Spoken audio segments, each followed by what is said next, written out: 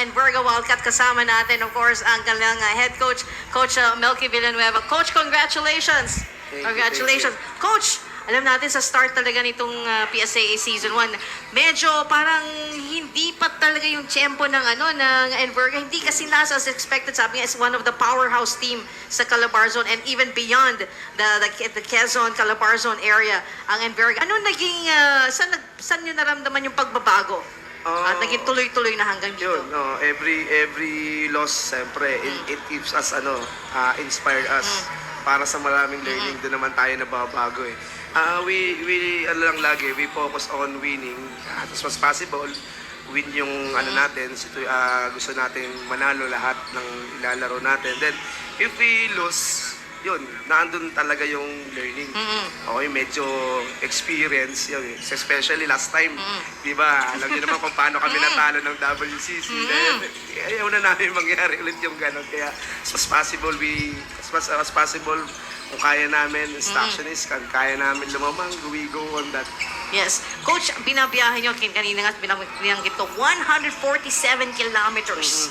Napakalayo. Anong mga pinag-uusapan nyo yan? Kasi nga, nabanggit nyo, napakasakit nung una yung pagkakatalo sa WCC. Sa rankings din, mas ahead ng WCC, kaya siguro napakasakit nitong pagkatalo na to.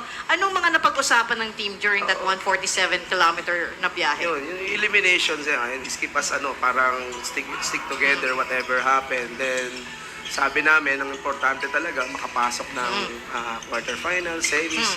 Yung step ladder namin, we do our best in every step. Kaya yun yung nangyayari. Then, last time, yesterday, yun lang, pinanood yung mga kailangan namin, bantayan sa kalaban namin. Doon lang kami nagpo-focus namin. Coach Melky, nabanggit yung mga kalaban. Sa Thursday, kung palaran tayo, kakalabanin nyo ay ang UBIX colleges. Matagal na pahinga ang UBIX. Tingin mo, advantage pa yun sa kanila? Or paano ba nag-work pag isang team ay medyo napahinga? Pag napahinga, siyempre, lang pa rin motivation pa rin sa kanila. Kasi, anything naman, mahaba, short ang pahinga, walang difference yan. Kasi yung status, semis you have to fight every last second sa game. Kaya dito, kumbaga sa amin, walang advantage. Ang maganda lang, nakapaglaro pa kami. At least napapalis namin yung kailangan namin ipalis. Nakikita namin yung mga preparation, yung mga lockdowns pa namin para tipas ahead pagdating doon sa laro sa Thursday. Yes. Coach, meron ka bang pwede i-reveal sa amin na siguro game plan nyo para sa Thursday? Game na namin, yung effort, samahan ng innovation.